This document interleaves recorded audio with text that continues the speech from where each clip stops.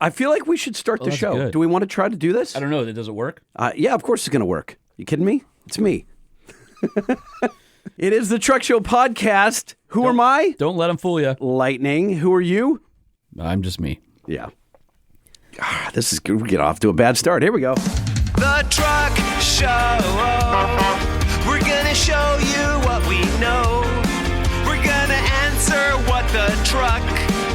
'Cause truck rhymes with the Truck Show. We have the lifted. We have the Everybody lowered sing and along. everything in between. We'll talk about trucks that run on diesel and the ones that run on gasoline. The Truck Show, the Truck Show, the Truck Show. Oh. It's the Truck Show with your hosts, Lightning and Holman.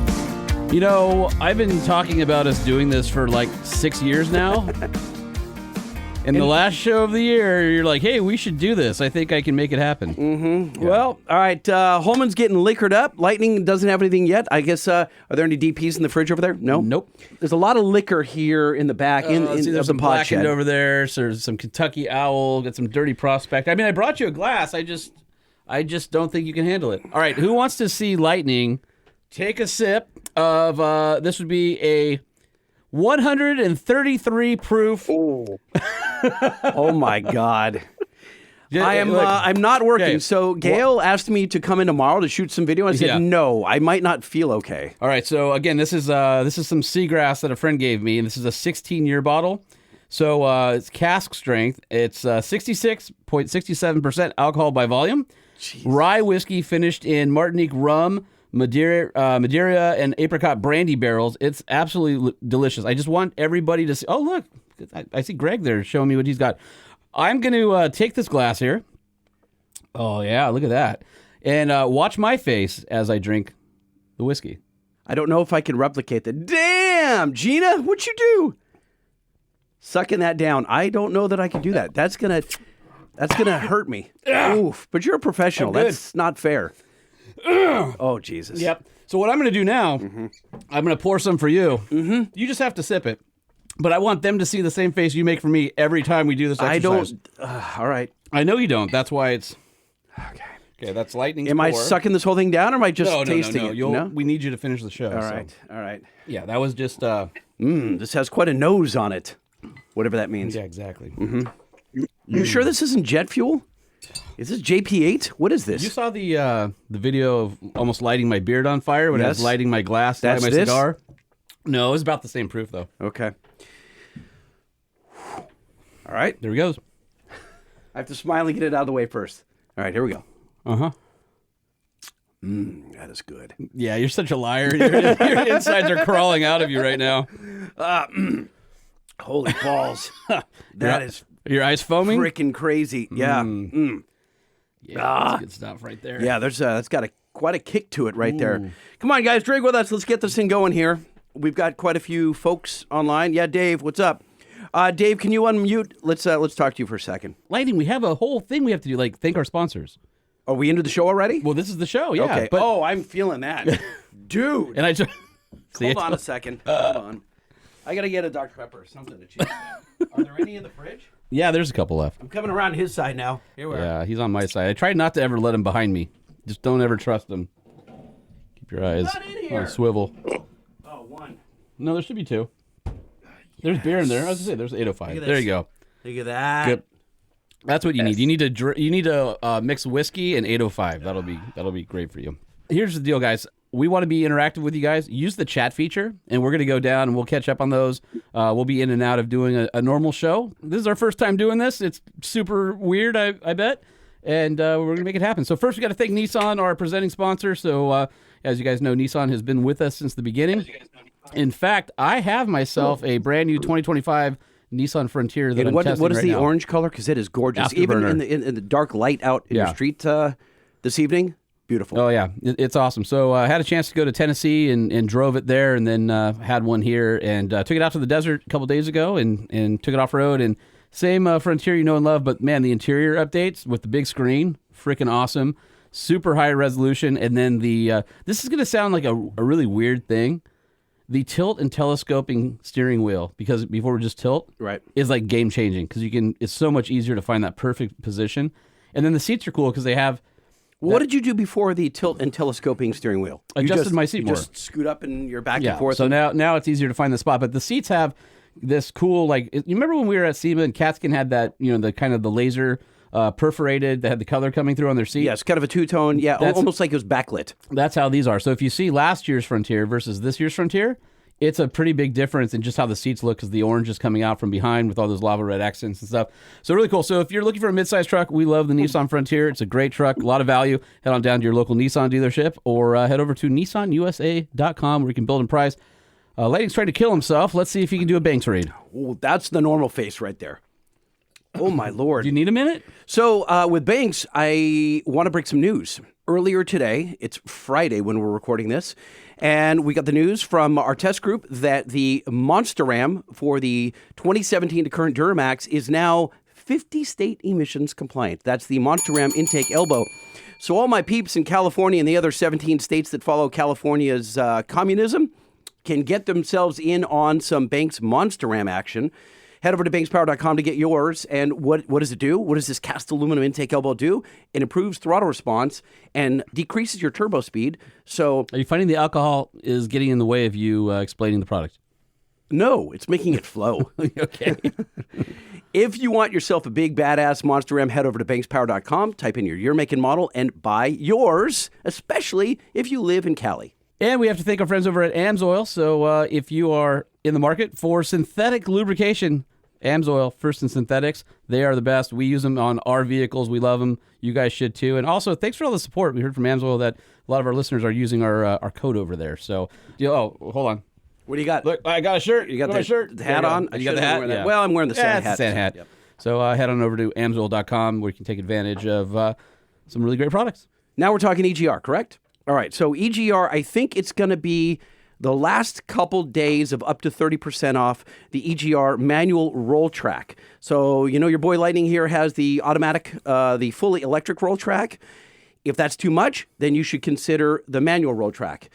30% off and up to, I believe, a $250 rebate at egrusa.com, and it's good till the end of this year. That means you've got like a week and a half as of this date that you're hearing this. egrusa.com. Get your EGR roll track ASAP. All right, so let's bring our boy Dave on. Dave's been helping us for a while on our social, and if you guys are following Instagram, Dave's the mastermind behind that. So, hey, Dave. Hey, What's going on, man? thanks for going live, guys. This is pretty awesome. I don't know. I think that review might be premature, my friend. Well, it's fun. I'm excited that we're doing this. I know, almost a year ago, I came out and we sat down and I was like, we need to do this. Even if it's just short clips, I think the more interaction that we get to do, the more it's going to boost our engagement and everything else on the socials. But the most important part is I think we as listeners love that garage feel, that shop talk that you guys bring to our podcast twice a week now. Which is rad because pretty awesome. you're in the garage, as is, we got Rich in the garage. I don't know where Chase is. I can't tell. I'm staring at the ceiling there. iPhone MF. Oh, there he is. That's a garage. Yeah. Who is that? Unmute yourself. Who is Gainer. that? Oh, what's up, Mr. Gainer? How you doing? What's up? By the way, mad props to Greg, who just plastered an AMSOIL sticker on his forehead. Yeah, also, everybody, I got a lot of emails. If you guys emailed truckshowpodcast@gmail.com and got a very simple what the link and the password were, that was me trying to catch up with everybody. Put in the chat how long you've been listening to the show, because I know some of you guys were first-time listeners and would love to do a little call-out for you guys. First-time listener, long-time caller. Stop doing that. It's worse live. Don't do it's it. not. And then we're going to be using the chat. KFI AM 640. It's Dub Like. It's Flash Friday, everybody. That's what happens when I start the show by getting him liquored up. Normally we don't do that till the end of the show. All right, be sure to use the chat function. We're going to go through that. And I don't know, where do you want to start? I feel like there's a lot to talk about. Do we want to make the announcement and then make noise, or do we want to just Do we want to start with some bum out? Nah, let's go with the rest of the show. Forget it. All right, so We'll let Dave decide. Dave, you want the good or the bad first? No, let's go with the good stuff. We'll save the announcement for the very end. Hey, I do want to tell you guys I went live on our socials just before, so you may have a few more emails waiting for Zoom information. Yeah, I've got my my inbox is open right now, so I've been keeping an eye on it. Our last person to ask was our friend Dan Pass over there in the corner. So if you guys don't know, Dan Pass has been in the automotive industry for a super long time. Good friend of mine. He was at Nissan. And he was instrumental in helping to get that sponsorship. He's Nikola, and he's been at a bunch of car companies, but he's a industry pro, good friend of mine. I haven't seen him for a while, so Dan, good to see you. Good to see you as well. Thank you for your support from the very beginning, because if it weren't for you, this group of people wouldn't be here right now. Just glad to be here, my friends. Just glad to be here. What are you drinking? Oh, well, that's a good question. A little Woodford, actually. Oh, nice. Woodford's yeah. that's I'm a here great for go- you, babe. You know that. I appreciate you, my friend.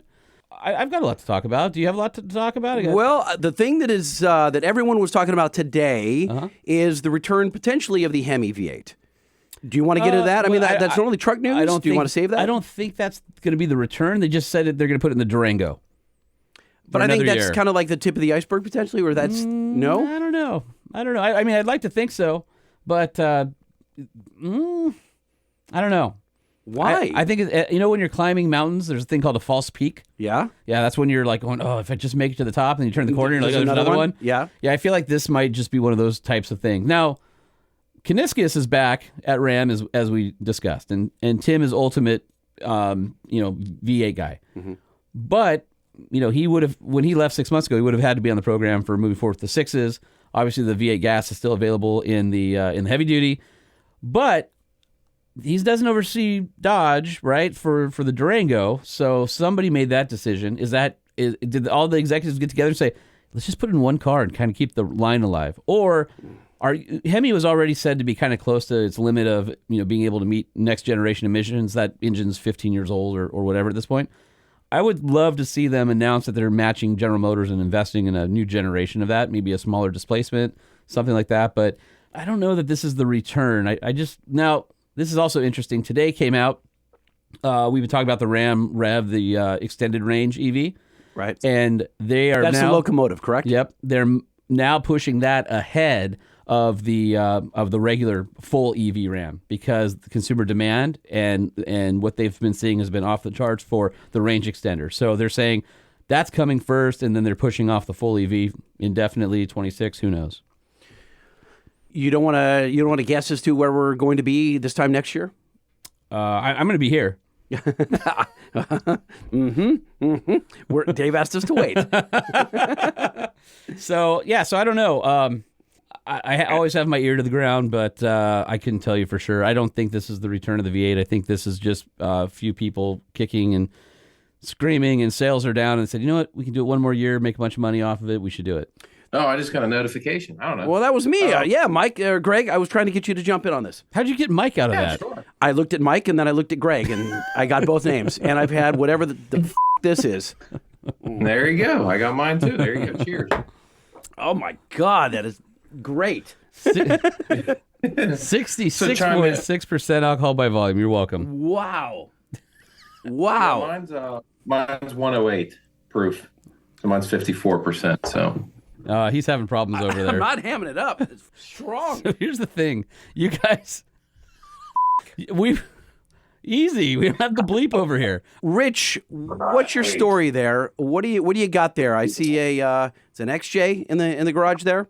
It's the XJ. I actually sent you guys a Know Your Note on it, and this is the one that has the Volkswagen diesel in it. Solid. Nice. Are you on a laptop, or what are you in? Can you take us around so we can see the engine, or no? No, I got a desktop right here. So okay. So just like this show, you'll have to imagine the visuals. What? No, they don't want to imagine the visuals. What? Did you say visuals? I said visuals. Visuals. Yeah, that's the 90 proof talking or whatever the hell. 90 this is. proof? No. What is it? No, it's 133.3 Oh, proof. Do you want some more? Sure. I mean, the show's going to be a disaster. We talked about this. Well, we know that. It's going to be a mess. Right. You guys are seeing the beginning of the end. Yes. Sausage being made. Don't say that. No one wants to see sausage being made, especially ours. I don't even want to see that. Rich, I want to know Weekly. what challenges did you run into when you did that swap, or did you buy it? I can't recall the story. Probably the hardest thing was figuring out the wiring. But once I figured that out, it was super simple. There's companies that make adapter plates for them, and they make a ton of adapters for like Rangers and Samurais and all that. So it's super simple swap. And this thing, it's on 35s, and I did custom, built my own 3-link for the front and all that. So this thing, it's fun for sure. All right, I'm going to go through the comments here so we can catch up on some of these. Again, feel free to throw some comments in there. We'll slide through them as we can. Caesar, Oceanside in the house, FBI surveillance, Fullerton, Roscoe's here. Dude, Roscoe's solid. Caesar, if Nissan and Honda merged, you have to consider the Ridgeline an actual truck now. No, we do not. FBI is now drinking at Roscoe's. Michael Sprague, good evening. Caesar, sip some pre-workout like a lame on the way to the gym. Let's see. Everybody get your screenshot of Jay. That's funny. See what you did That's there? funny. Someone's been listening to the very end of the last couple episodes. Hilarious. Solid. Greg says, thanks for creating this opportunity. I was part of the Anthem Wheels team many, many years ago. Very cool. And then... Now, wait a minute. The Anthem wheels. Didn't Anthem get gobbled up? I think Dave knows this. Anthem got gobbled up by SDI, right? Not SDI. I'm sorry. Your parent company that you worked for a while. Yeah, that's right. I used to work with the Team Anthem. Almost 7 years I was with them. At about the 5-year mark, they fell under the custom offsets, which then merged with SD Wheel all at the same time. So, yep, spot on. Also, there's a bunch of you guys we can see. Unless you're whacking off right now, go ahead and turn on your camera because it's more fun when we can see what you guys are up to. Let's see, going down the row here, Caesar says the FOMO is real for those missing out right now. Michael says he's been a listener since episode 3. So I wondered if he had FOMO for 1 and 2. You think that he's okay with not having heard 1 and 2? Michael, have you heard 1 and 2? Michael, unmute yourself, please, and chime in. I went back and listened to episode 1 and 2. Actually, what it was is I was moving to my second house when I listened when episode 3 dropped, and so I had plenty of time to listen to 1 and 2 after that. Now, was that the wife kicked you out and you had to move into a second house, or what? Or that was a happy still purchase? bachelor at this time. Okay. It was, I was moving out of roommate situation out of an apartment, and finally had enough coin to buy my own place. Nice. Hey, did you? So people who listen to the show, they may follow my social. They may, kind of know me and you a little bit. At Sean P. Holman, is that what you're talking about? At Sean P. Holman. I don't think that they know that I have been amassing dirty old man jokes for about 3 years now.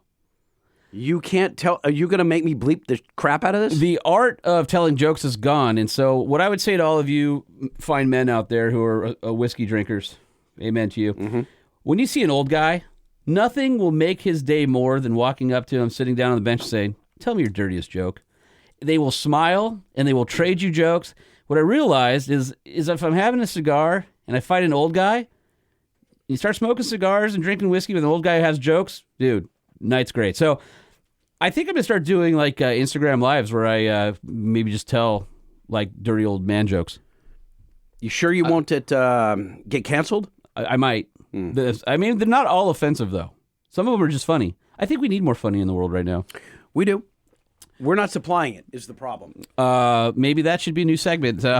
Holman's inappropriate old man joke of the week. That would be the end of you as well. Uh-huh. Hey, I want to check in with Bryant Blakemore. Now, Bryant, you changed my life. Bryant, can you unmute yourself for a second? Oh, yeah, I'm here. You changed his life because you compressed the spine by about 4 inches. And now an inch shorter. That is correct. So, Brian, I don't think that you... Now he can't go on any rides at Disneyland. I actually was just at Disneyland. Where were you? It was great, dude. The Rise... Rise, that's a pretty good one. How was... no, that's the best. How was Small World? Was it good? I didn't go on Small World. Dumbo? I'm on Small World every... Storybook? Peter Pan? I mean, all the rides you love, they're still there. They are. Classics. No, wait. Mr. Toads? No. Some of those are changing. They're getting PC.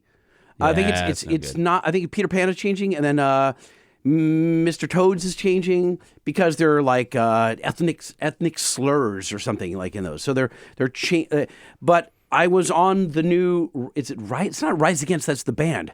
What is it? Rise Against whatever it is. That's freaking amazing.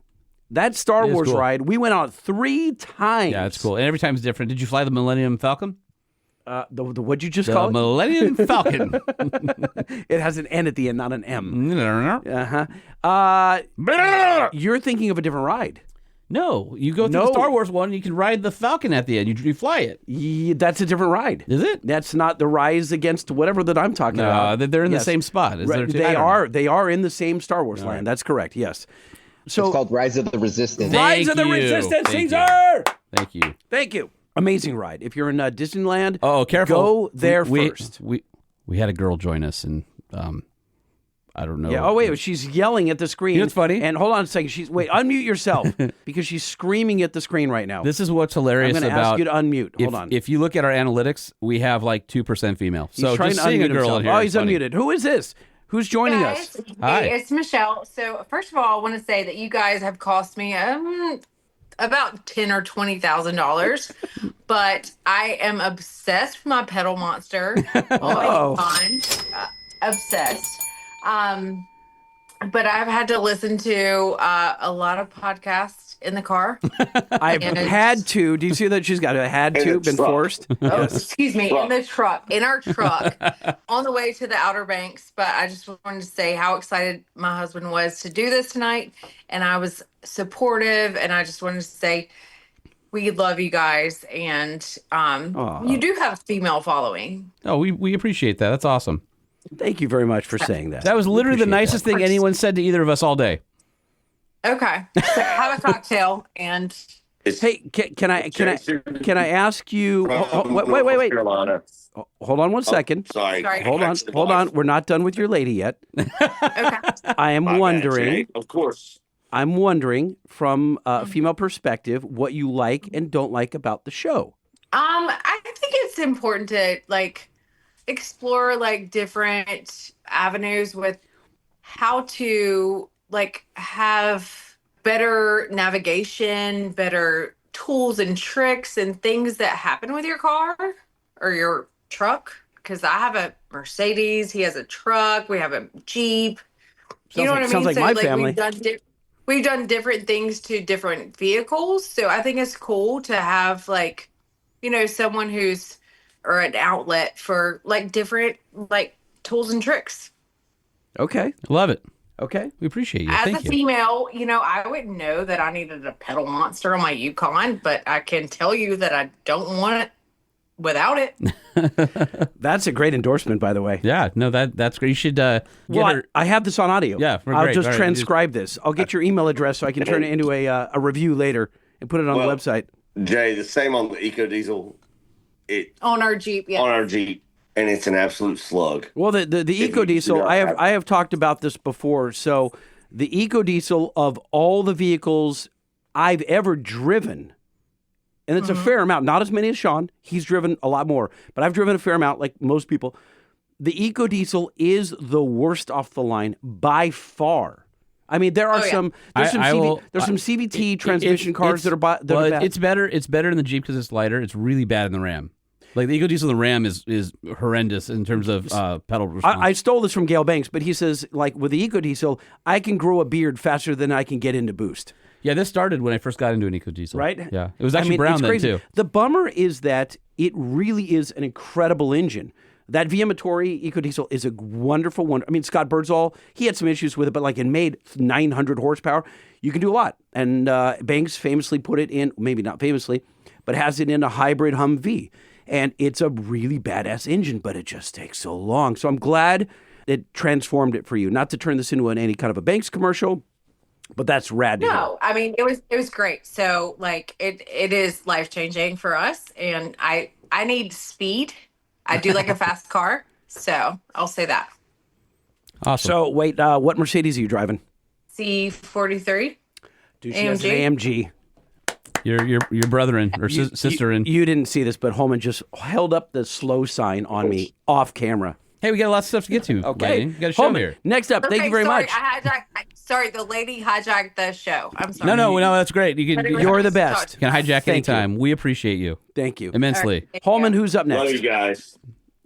Oh, wait. Hey, wait. I never got to Bryant because I never told him how he changed my life. We were joking about compressing my spine, but really, Bryant, I want to get back to you for a second. So for those of you that don't know, for those of you that do not know, Bryant Blakemore took me Yep, I'm here. in the passenger seat of his Ram race truck. Can't remember. You'll tell us 2009 or something like that. 2500 HD, and with straight axle suspension. You would know him more as Takachi Motorsports. And he took me to the Min 400. And it wasn't scary. He never scared me, but I thought that it was going to break my spine because he launched off the first jump and we hit so hard that I thought I won't be able to finish this lap, which was like 100 miles or something. Right. Yeah. It's a 2004 2500 crew cab, 4-wheel drive. At that point in time, it still had the original 5.7 Hemi and the 545 RFE transmission in it. After that race, I was pretty disappointed in the performance of the truck.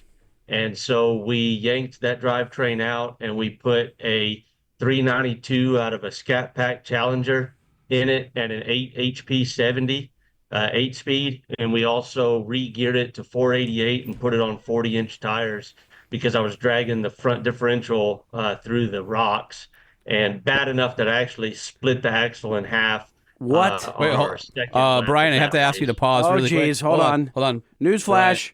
My 17-year-old just came because she's a good kid and brought her dad a icy cold Dr. Pepper. Do you want to say hi? Am I on the podcast? Yeah, you're on the podcast.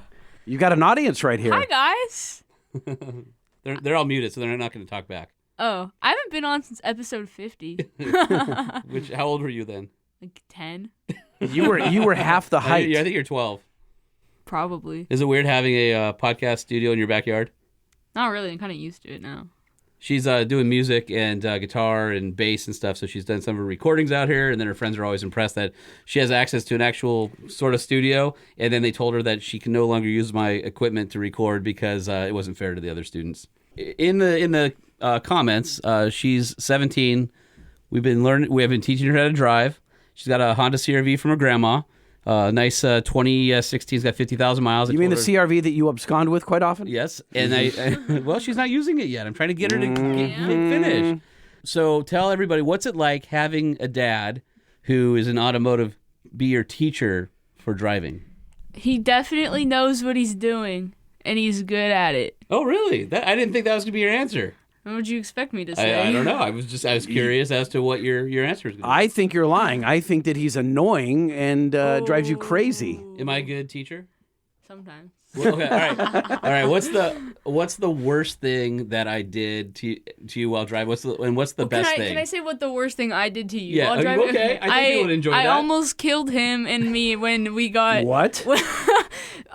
When there was a city bus. I hate city buses. City buses, if you're listening, I hate you. Not a fan. Because? They're in the way, and they're big. They're in the way? Like, I'm trying to drive, and they're in my way. Okay. Wow, she is a product of Sean Holman right here. Holy mackerel. So what happened?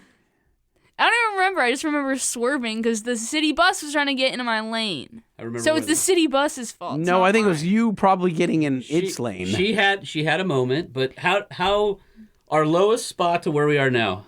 How do we persevere on that? How did your teacher? By the way, nobody else has really taken her driving but me. So and then her driving instructor. That's it. Yeah. So, what's your most memorable moment of your dad taking you driving? Probably getting almost killed by the city bus. Is that it? That was it? How about when you freaked out in the middle of the street while we had... Oh, yeah, that was fun. So wait a minute, you freaked out and you just wouldn't move? You were sitting there and traffic was going around you? I just forgot how to drive.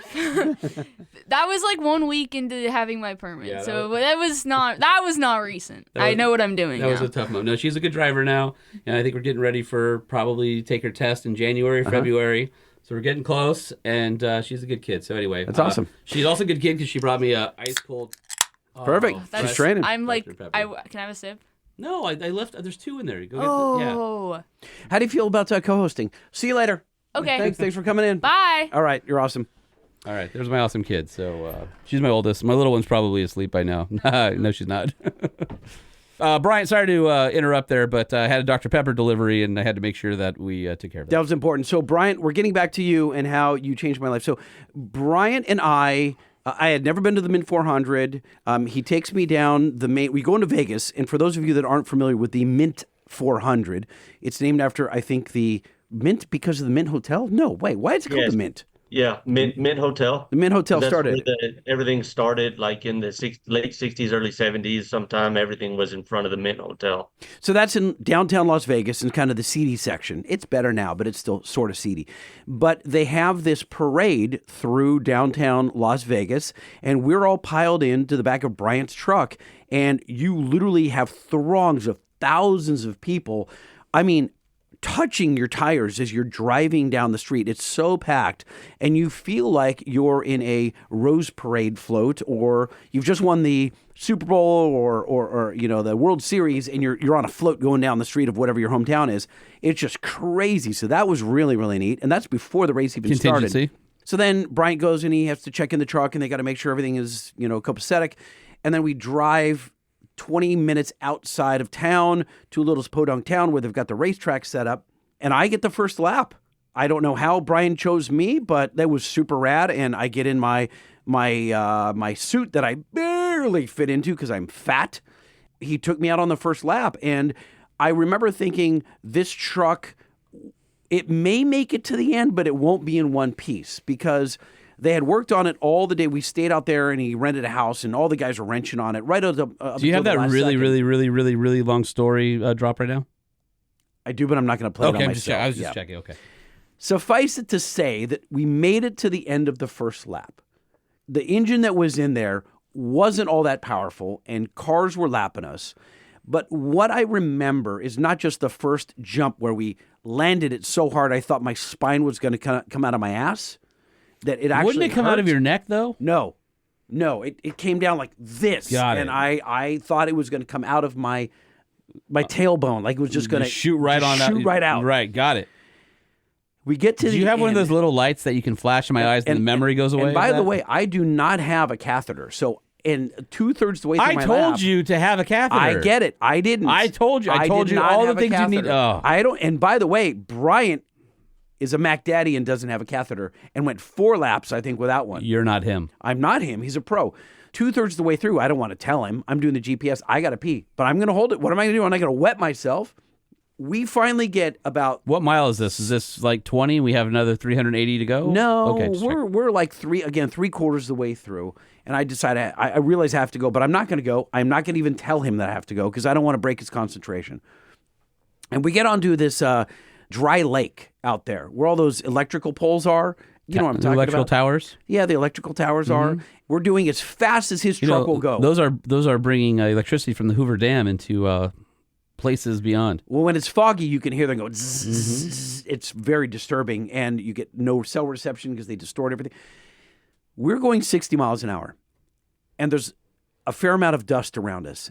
And Bryant is going as fast as he can go. And all of a sudden, we hear this, and we get passed by trophy trucks. Now, all of a sudden, we're in dust. On both sides. We got on flanked both on sides. both sides Flanked. by trophy trucks. Yeah. That'll scare the crap out of you. We were on lap 1, and they were coming in to start lap 3. Dude. They go past us. Now Bryant is in a blackout. Yep. And we have 150-foot electrical towers to our left. We don't know how far to our left other than the GPS, the nav, the Lowrance that I'm looking at, and an iPad that I'm looking at. If I tell him the wrong direction, we slam one at 90 miles an hour. Well, here's the thing. You've never been his co-dog before, which means that he has a lot of faith in you to tell him how to steer at that point. So we made it, and that was this. For me, that was the scariest because I couldn't see where I was going. I have not spoken to Bryant since that time. What, that traumatized? Bryant, how? I heard you think of him often, though. Is it true? How was that for you? Man, it was great. I enjoy putting people in my truck that have not experienced this motorsport before. In all fairness, this particular truck is not that hard to drive. It weighs 10,000 pounds, and it's not really fast. It's pretty durable. We just raced in April. We did Vegas to Reno, 555 miles, took second in our class, only because I had a conversation with Ford, and we came to an agreement to let the Bronco DR race Class 8 with us. So that's quite a bit faster vehicle than the Dodge, but we came in behind them. And it's not too bad, but the main thing is I like introducing people to the sport and giving them opportunities. And I know that Holman kept telling all his stories about racing off road and being with the Halls and all this. Who? And I knew that Lightning, you needed an opportunity to do that. And if you remember, in the staging lanes, we actually sat and talked with Josh Hall for a while too. So you finally got on that same level as Holman. And that was my ultimate goal, was to get you there so that you had your own war stories. Now, so Bryant, I don't think that I told you what happened because at the moment it was embarrassing.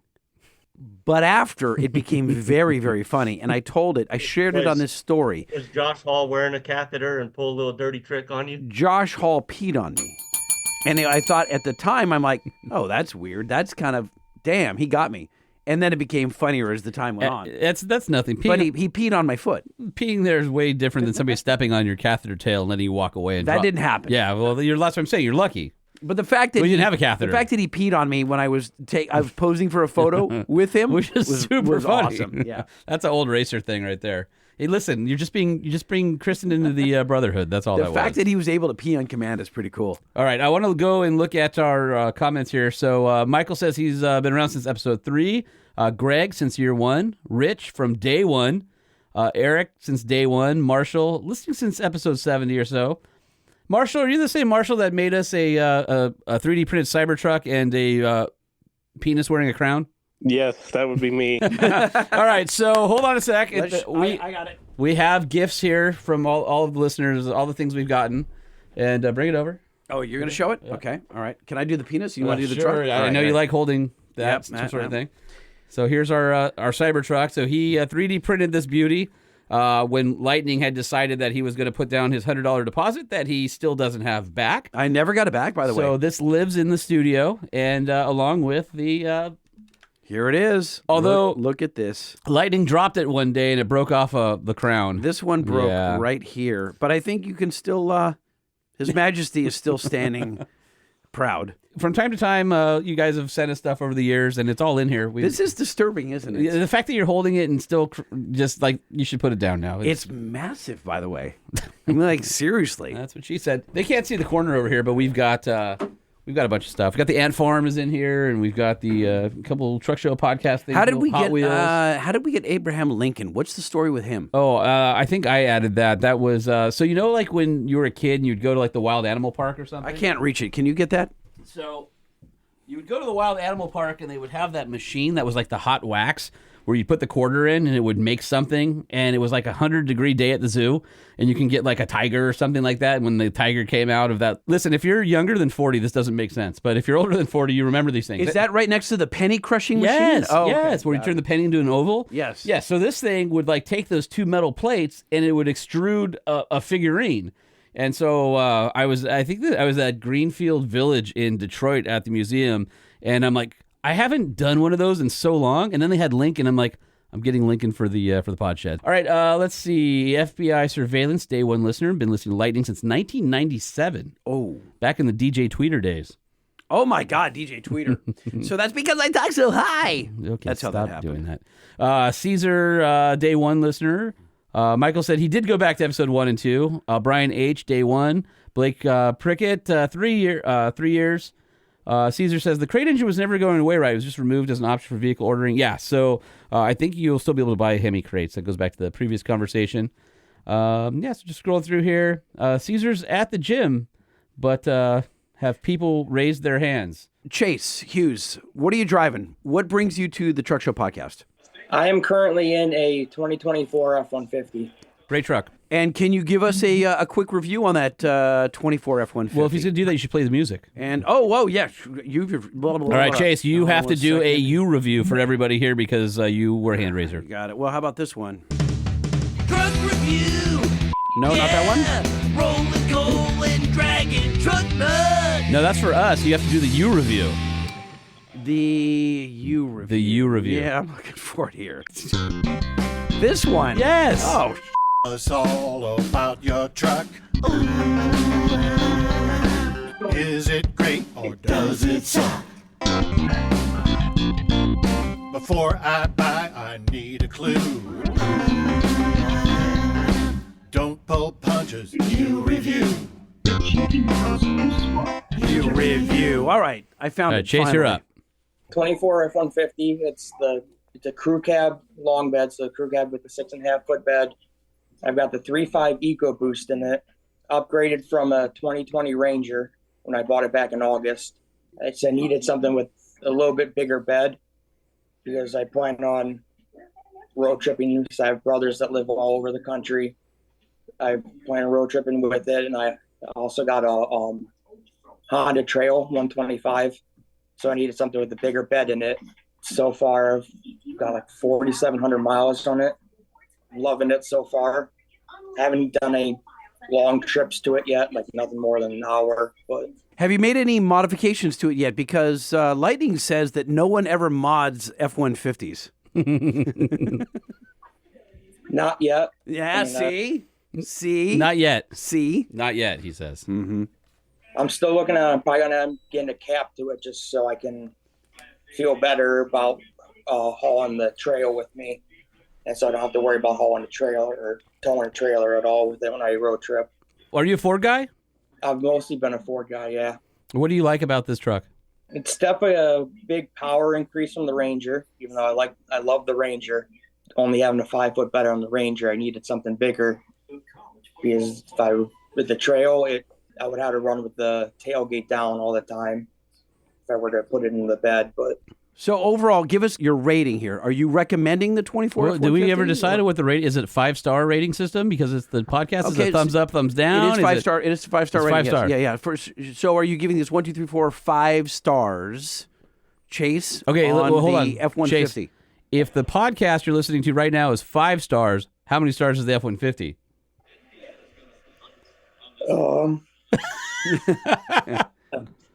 It's probably still a 5.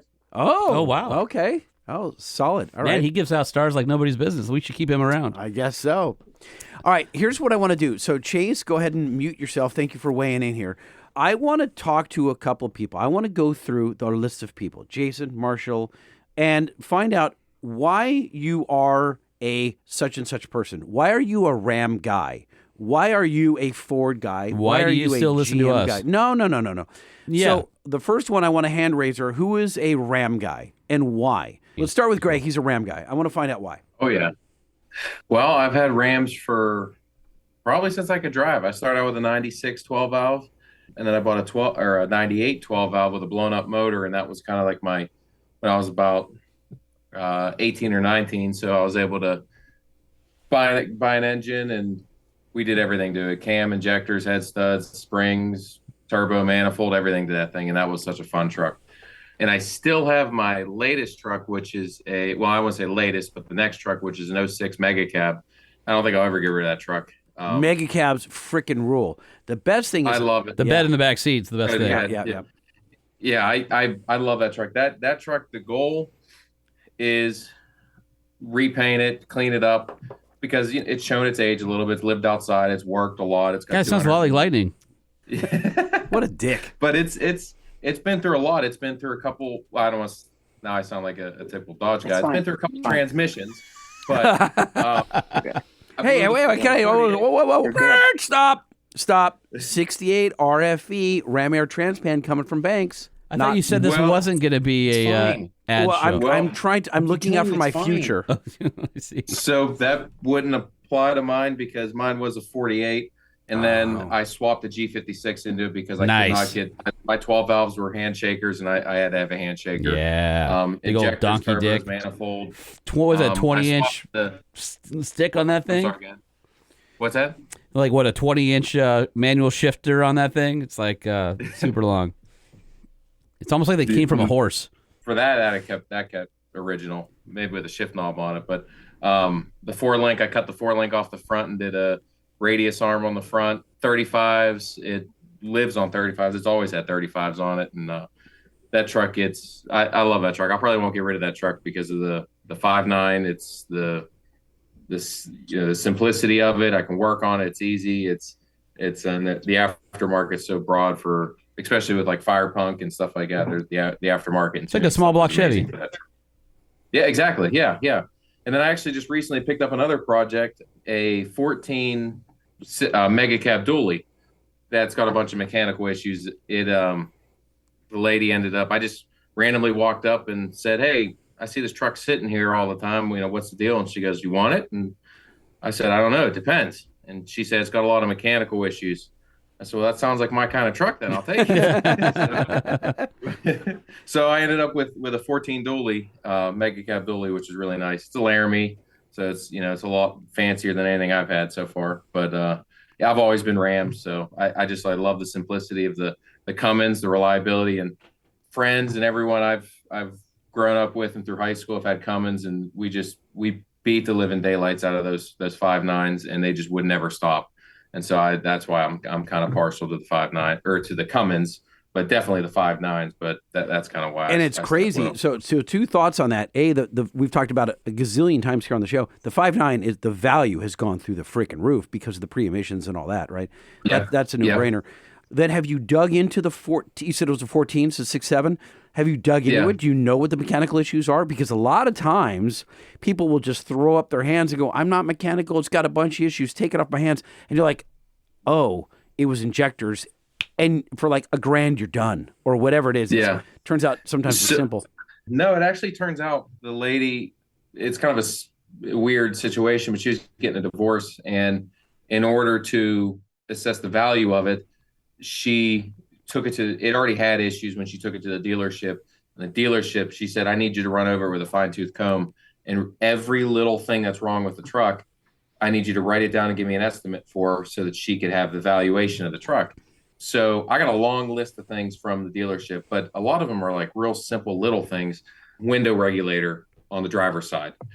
Of course, brakes, pads, I think calipers on the front. Turbo actuator is going out though. That's a given for sure. There was a few wires that rubbed and then became bare, so it was just splicing a few of those wires. Fuel sending unit, the sensor for that went out, so it said there's no gauge on the dash for it, but there's fuel in the tank. There's just no gauge on it, so there was that issue. Typical filters, fluids, flushes, and I think the EGR valve as well was. The performance of it was low, so it was clogging up. Okay, so it really was a lot of mechanical issues. It really. Yeah, you got your hands full. Yeah, it's not too bad, really. I mean, you can find used stuff here and there, but I mean, really, with the aftermarket, the broad aftermarket with a lot of things, especially something like a window regulator. Like, I don't need a Mopar window regulator. Like that's pretty Rock cheap. Auto all day long.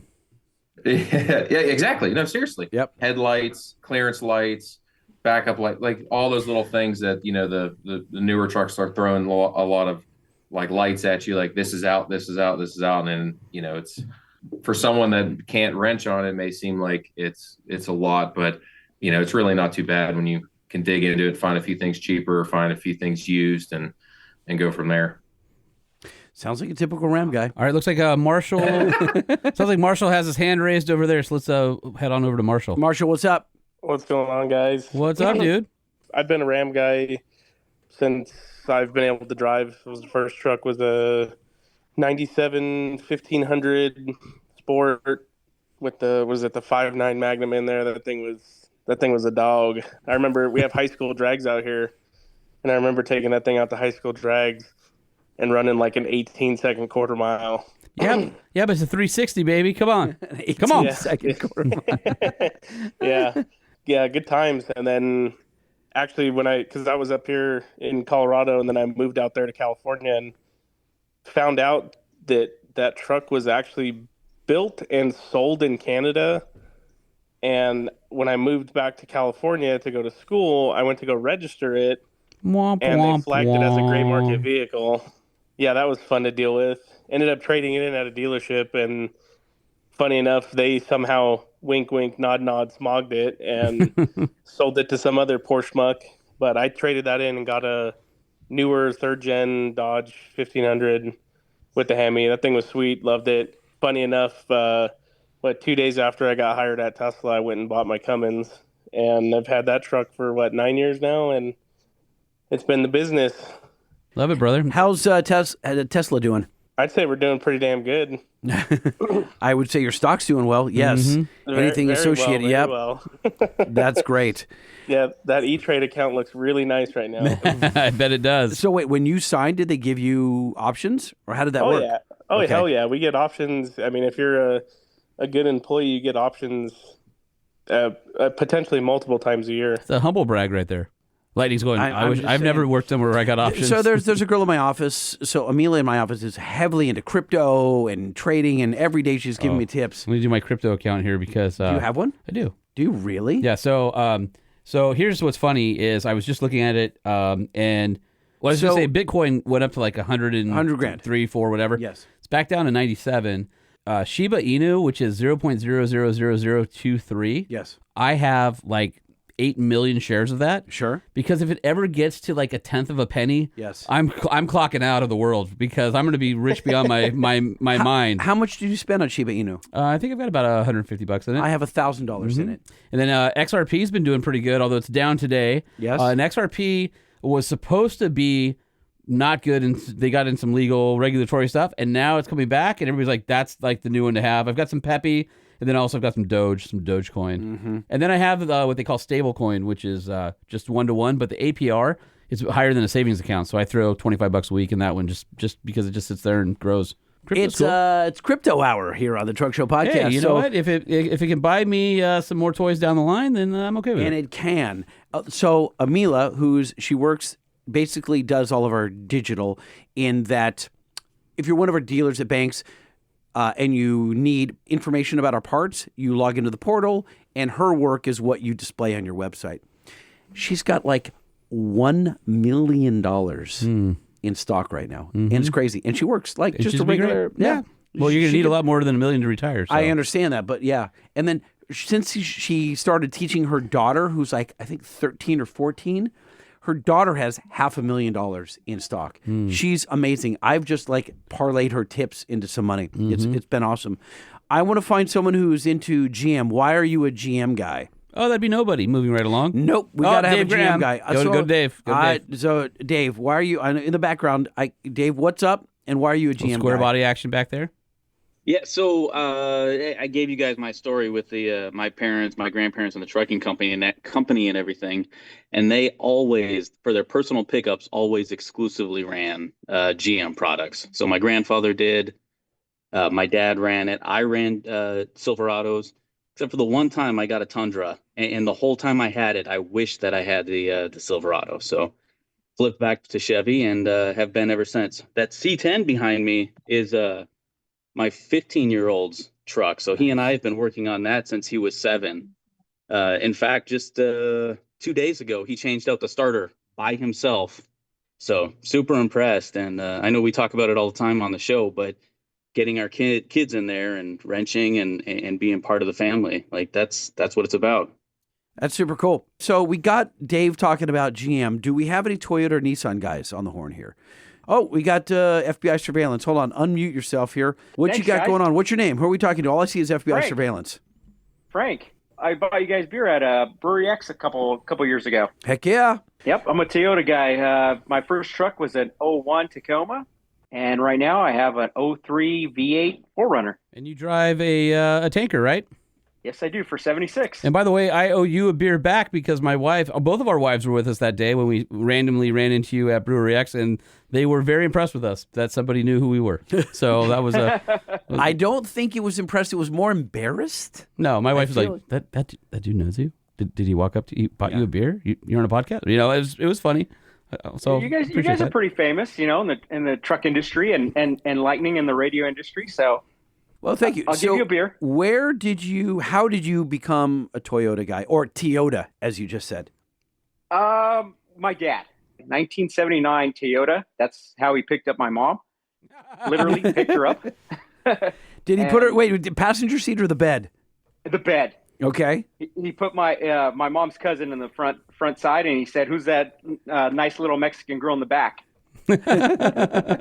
So that's how it started. So we've been a Toyota family since then. And so, how did you arrive on the trucks now? Like, and give us a quick review. Are you happy? Are you talking about getting yourself in a new Tacoma with the TRD Pro ejection seats that they've got going on? I'm kind of skeptical with the hybrid engine, just because I've heard a lot of issues with it. So right now, I'm actually personally shopping for a truck. I'm not trying to get into the new model and the new engine. So I'm going to stick with the old engine they have. I'm going to wait a while until they fix the bugs on the new hybrid engine they have going on. Now, do we think that those hybrid issues are real, or is it Facebook real? Where No, there's definitely 10 some guys. issues. No, there's some issues. Oh, there are? Yeah, there's some issues. Okay, interesting. Yeah. Yeah, especially with the Tundra, you get sparkles and flakes inside of the engine. So Yeah, 100,000 people are going to get a new one because of those sparkly Magic Pixie dust. All right, looks like Michael maybe boned out. He said that he had villain light because he was in the hospital with his daughter. So hopefully she's okay. So scrolling through the comments, see if we can catch up here. Oh, here's a good one. Dave wants to know, does anyone else listen to the show at 1.5 speed? I actually edited it at 2 speed, and when I listen to us at 1, it's incredibly slow, and it's really, really hard to listen to us, so I apologize. And when I edit the show, I do it at 1.5, but it's not a true 1.5. It's like 1.25. If I go too fast, then I miss the F-bombs and stuff like that. The last episode was the fastest one I've ever edited, this last full-length episode. But typically, it takes me frickin' 4 hours to get through these things because we flub so often. Where we screw up are the sponsor reads. We just can never get through them. It's not clean. They're just not clean. And, of course, they're our sponsors, so we have to do as good a job as we can. Thank you, Nissan, AMSOIL, Banks Power, and EGR. That's right. But when we botch one, we got to do it again and again and again. It stinks. The problem is that we both have stuff going on during the day, and then we come here late at night. That's our excuse. Yep. It's not real. We suck. No, it's but real. Our excuse is much that better we in the do morning. a lot during the day. We got Jeep Dodge guy, but I got a Frontier because of the show. So, Rich, tell us about the Frontier. Rich, are you still in here? Let me move my window around. Do we still have Rich he's in there. here? Rich, tell us about the Frontier. Early on in the show, I kept hearing you guys talk about the Frontiers, and I was in the market for a pickup, but I wanted a midsize. And I was going back and forth between the Frontier and Tacoma. I went with the Frontier because it was a little more attainable, and so far I like it. It's a great truck. I can't remember how many miles I had on it now, but it's got over 200,000 miles on it. It's definitely keeps us going and it's doing the job. So I gotta blame you guys for it. Would it surprise you, Rich, that there is some regret? I have some regret over buying the TRX and not the Frontier, and this is not because Nissan is a partner of ours. The TRX was, it's more than double the price, but the TRX is amazing. It's a lot of truck, but there's a lot of times that 90% of the time I don't need that much truck. Like Hallman, when he does the lines, the beginning of the show, and it's like, if you don't want too much truck, you want a simple truck, you want something that's just going to get point A to point B. There's a lot of value. There's a lot of value. And I will tell you that I was looking at the Frontier, but I was seduced by the power of the supercharged V8. I was seduced by the interior. I was seduced by the I've got a Uconnect. Frontier right now, and I'll tell you, the thing that I love about it is you just get in and drive it. And I miss that because the TRX feels like a lot of truck. No, it doesn't feel giant and lumberous. It is agile, but it doesn't feel like a Frontier. I have some regret for not pulling that trigger. Well, it's a lot of truck to drive in the city. It is. It's a big truck. It's wide, parking, all that. The Frontier is great. You just get in and you drive And it. I daily. Yeah. So Caesar says that you were baptized with hellish water. Who was I? What? You. I was? Yeah, Oh, yeah, With, yeah. With the hooch there. And he says the F-150... I'm not going to lie. I'm buzzed. Are you? Yes. Really? Like a good buzz? Or? Legitimate buzzed right now. Nobody Yeah, can tell. I'm going to keep going. They can all tell. Our iPhone MFer says in his Apple review, he stated he listened to all the shows except for the Milton ones. That's funny. And he says, please approve and enable the truck show. Hold on.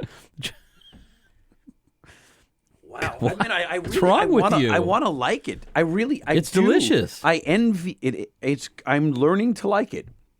I'm just trying to get through the jitters. You know what I'm saying? Says, can you guys please approve the Truck Show Podcast Facebook group?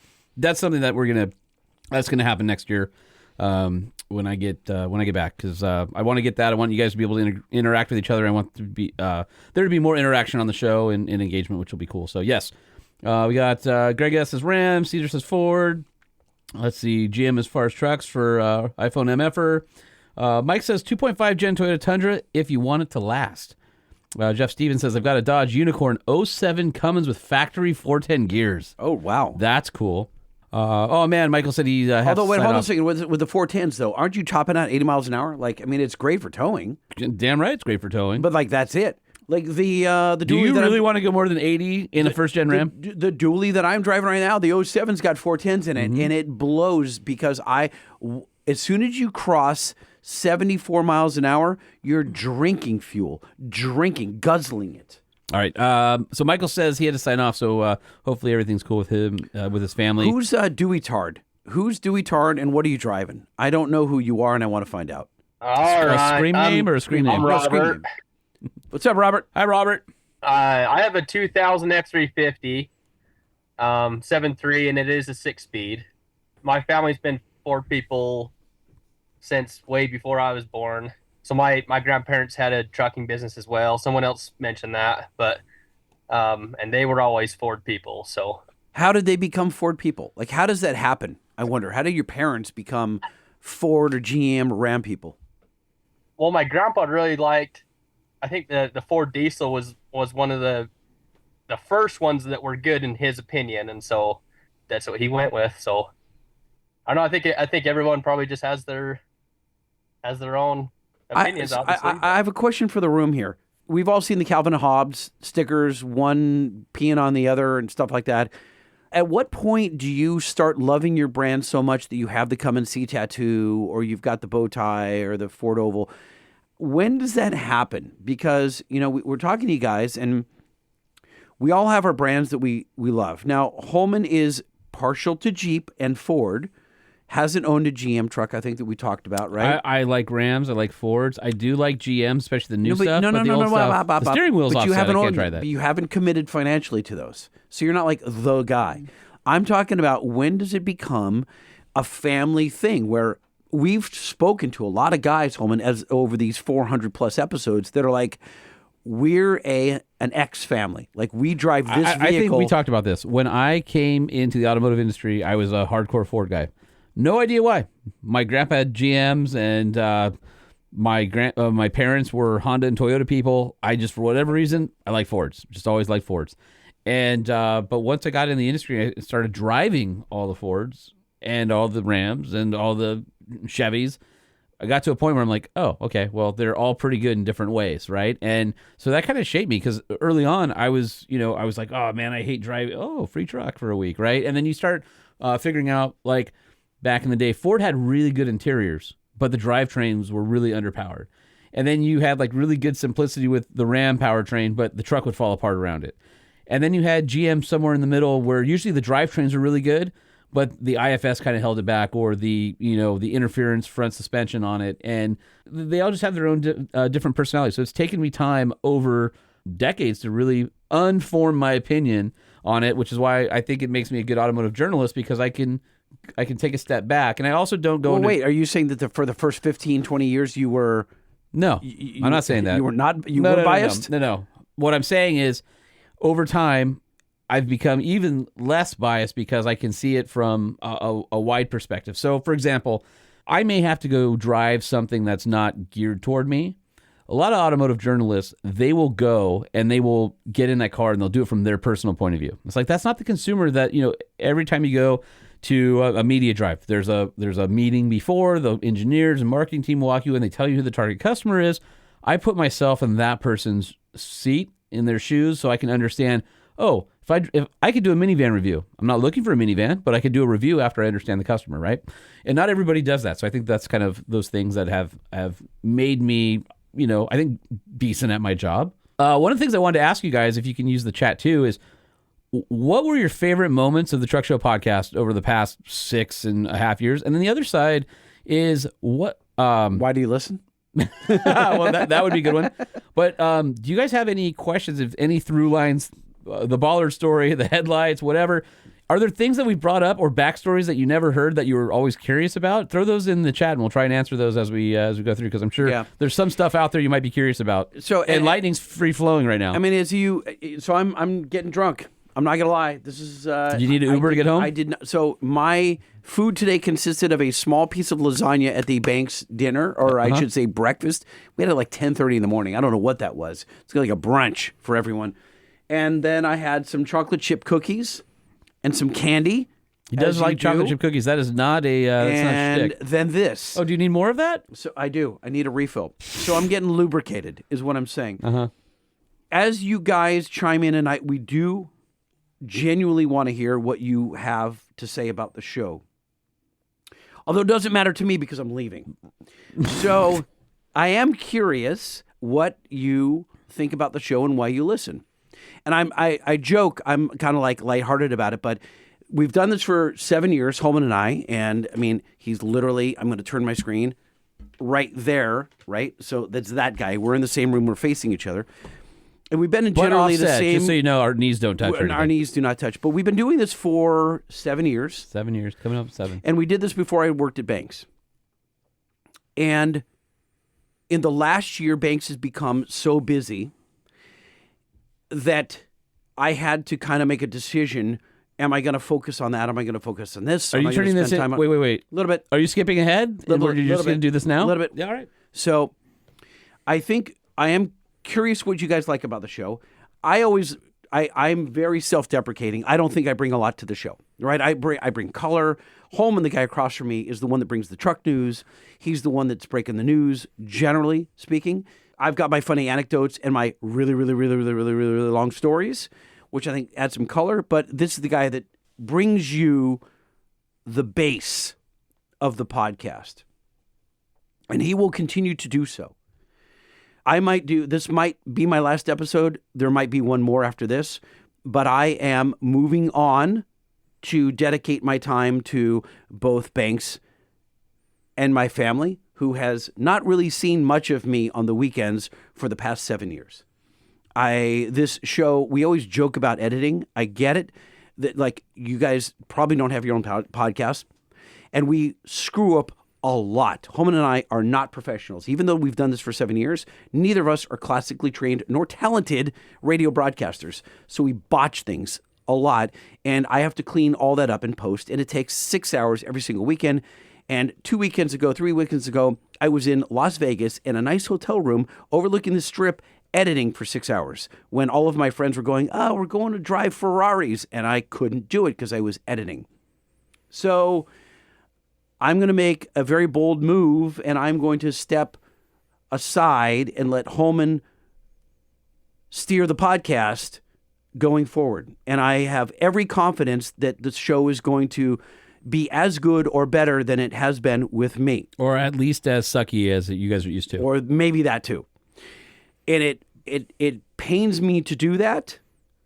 I'm going to feel lost and probably despair. I don't know how I'm going to feel. Just when so I'm you not guys doing know, this anymore. Lightning was not pushed out. This was his decision, not a me decision. No, listen. And Holman and I sat at Norms, and you guys are in from Southern California. There's only like 5 Norms. I think there's like, how many Norms I are don't there? know. There's less than a dozen. It's SoCal Denny's.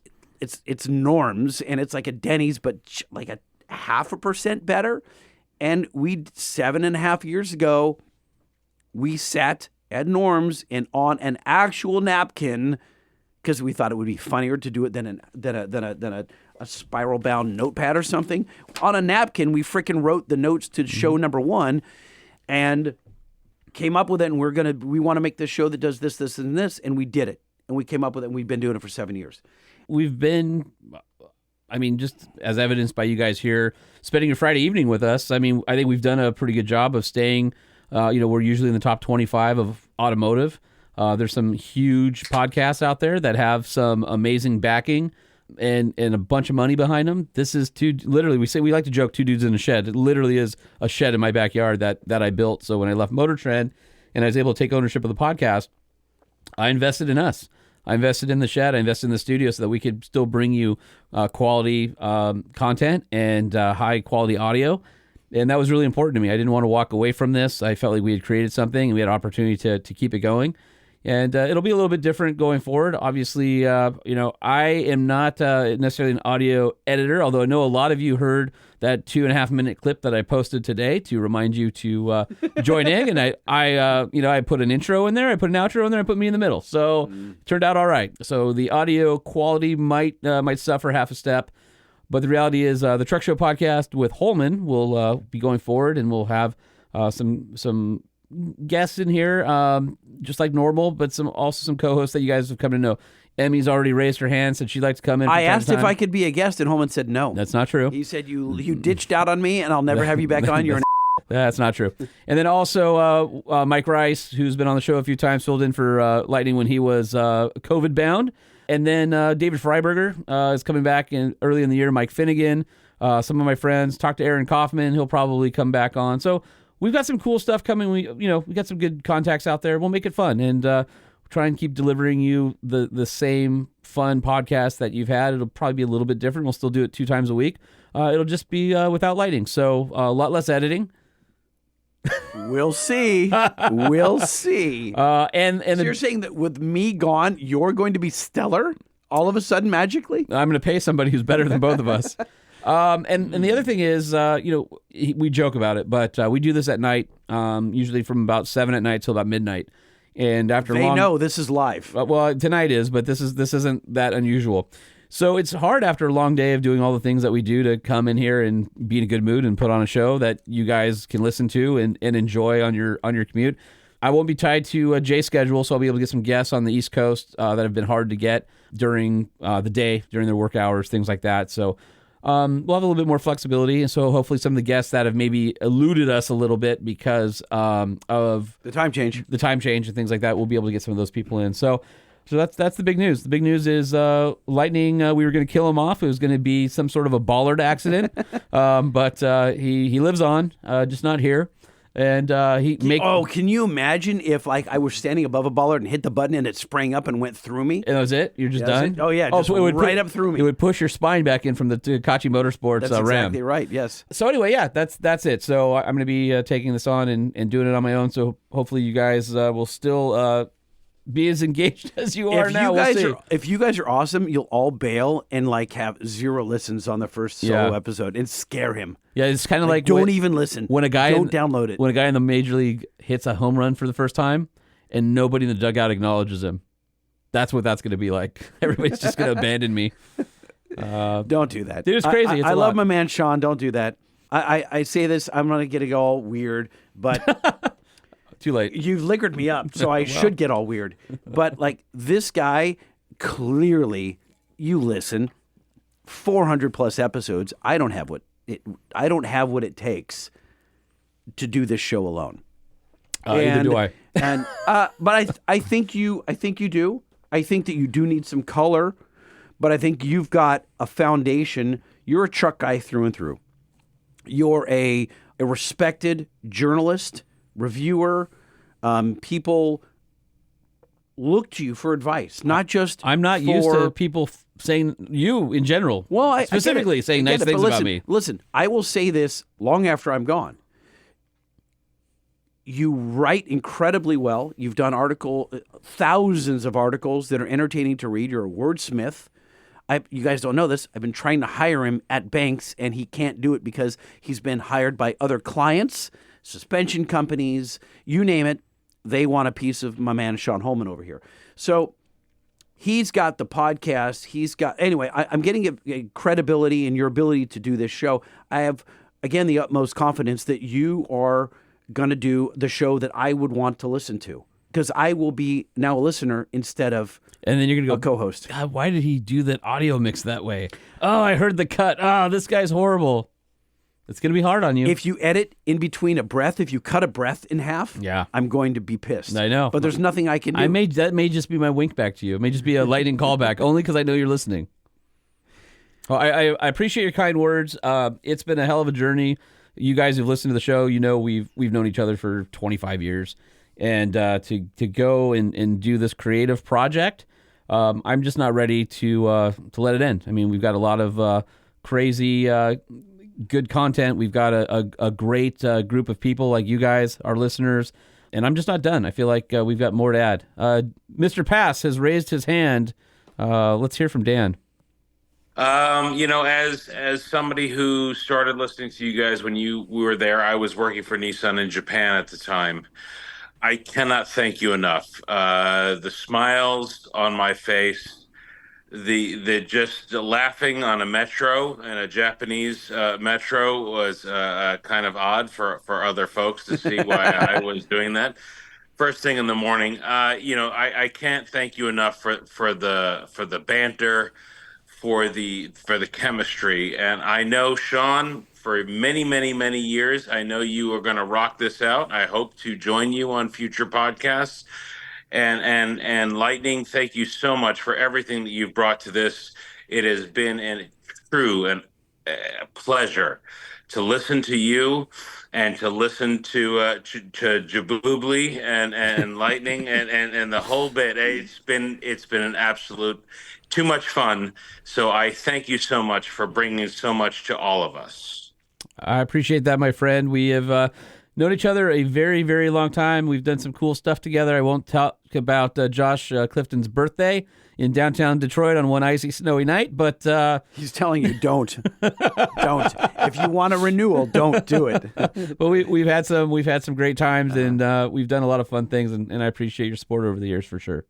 So I feel like that's not the way I expected to break the news, but like we've been hinting at it, and we thought it was. You thought? I thought we were just going to end the show. Now we have a bunch of comments we have to go through now, so we can't end it on that. You can do whatever you want, but like it's kind of becoming your show. Are we going to do? It's the next show with me. We haven't decided. I think we have one more for the end of the year. We have to do our our Have You Heard? So we'll have some fun with that. Okay.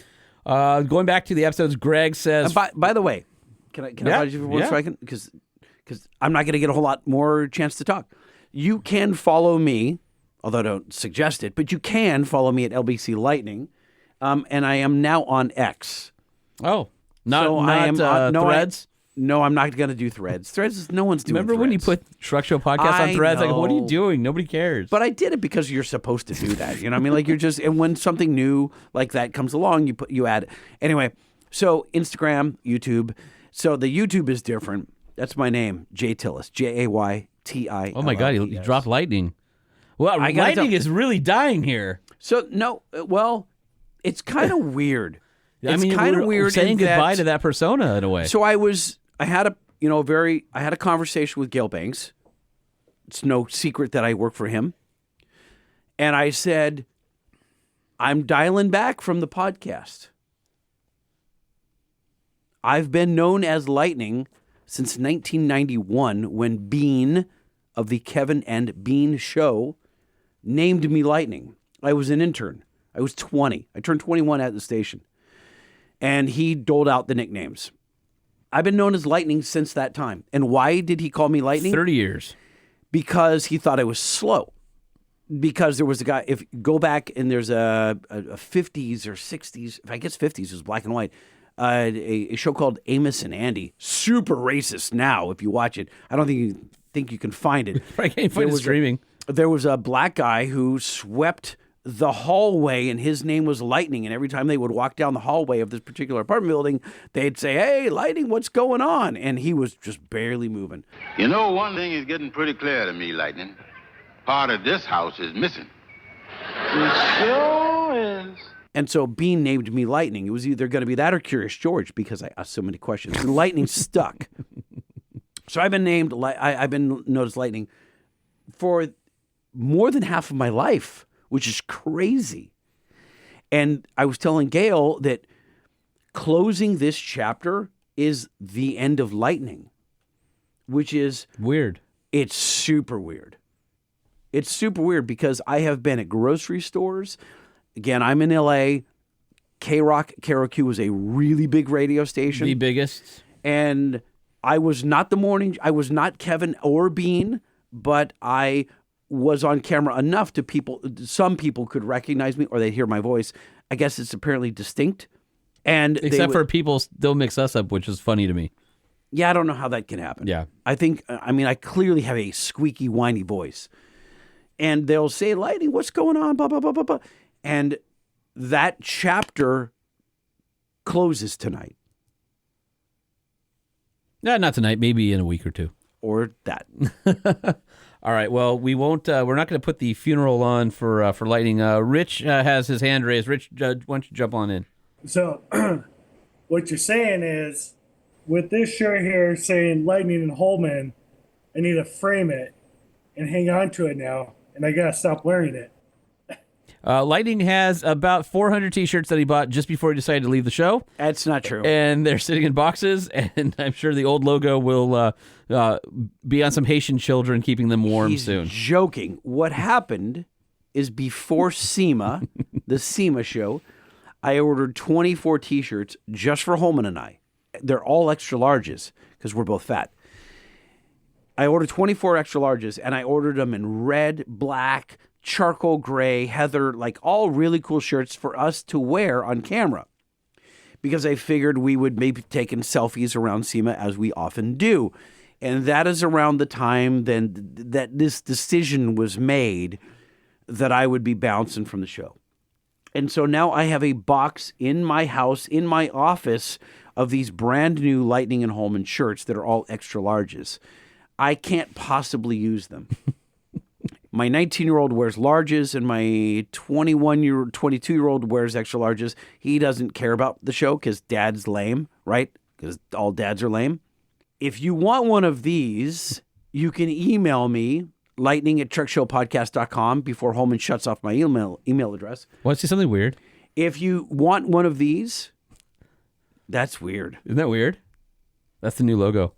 Yeah, that's odd. Does that make you feel weird? It should just be the Truck Show Podcast. Take the width off. Yeah, no. Don't really? Yeah, no. Are you trying to be a star? What's No, going on here? I built this thing. I'm not going to walk away from it that easy. We built this city. And then want to see something else kind of weird? Okay, so anyway, lightning@truckshowpodcast.com.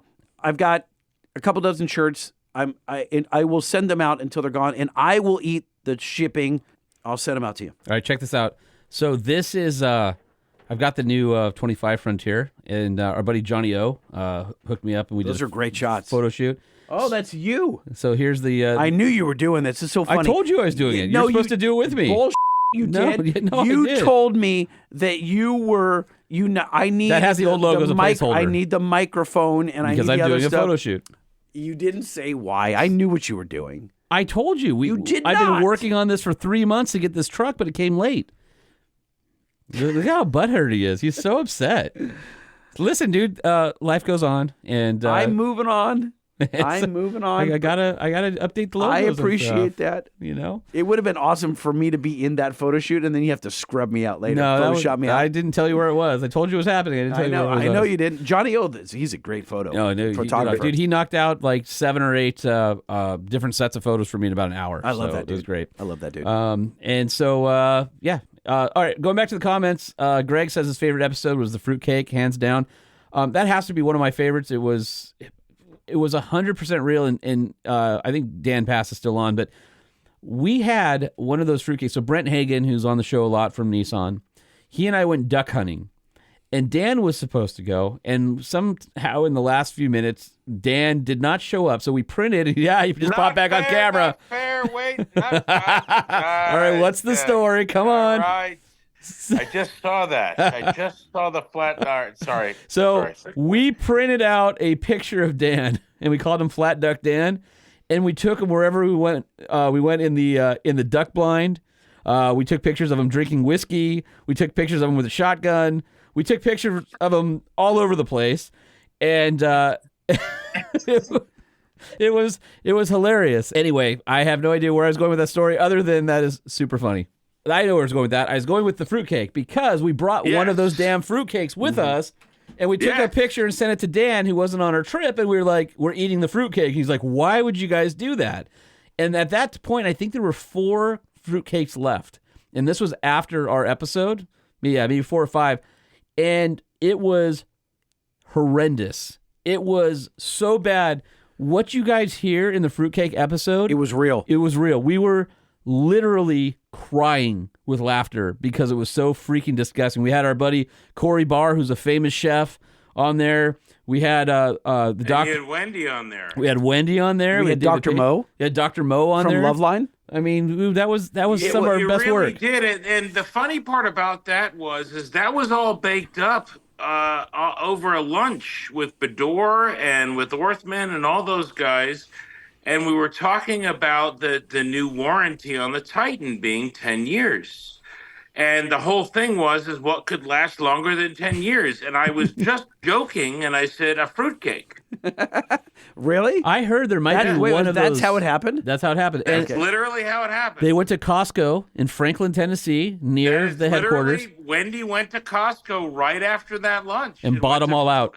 Exactly And- right. And they stuck stickers. They had stickers made.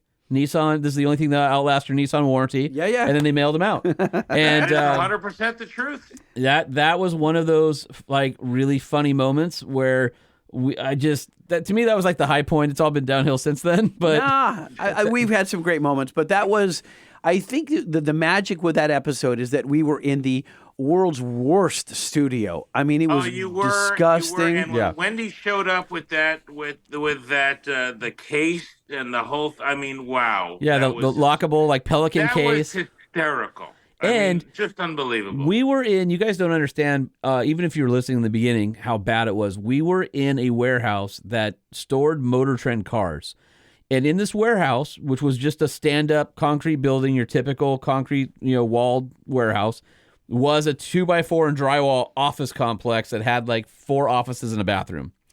And they used the room for the podcast that we were in for storage. And so I had to beg facilities when we started the podcast to let us use that room because it was closer for us to drive than going all the way up to LA or whatever. And although it was conveniently located by a Der Wiener Schnitzel. It was very close. And then we also had lots of people doing meth and stuff right outside the window while we recorded. That happened. And they left us the casting couch, which was super. I mean, dude, when I tell you how disgusting this couch is, none of you have any idea. There isn't anything on the internet that you've seen that was as disgusting as this couch. Let me explain the casting couch. That's easy to explain. If you've ever taken your finger and rubbed it across like an auto part and you came across with oil or residue under your fingernail, you could do that on the couch. You could scrape your finger on the couch and you would come up with gross gunk under your fingernail. Food, it had discoloring. And they're like, well, we're not moving the couch out of there. I'm like, all right, we'll just use it.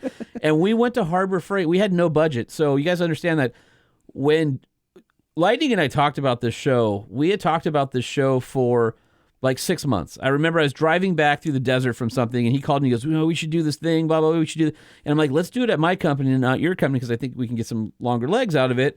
So we ended up pitching it to Motor Trend. Well, it took like 6 months of business cases for it to happen, and they were like, the original business case was print is in decline. What's something else that has high engagement that isn't expensive to do? And I said, well, there's a lot of upfront capital costs with like equipment and stuff, but after that, it's pretty low budget to keep it going.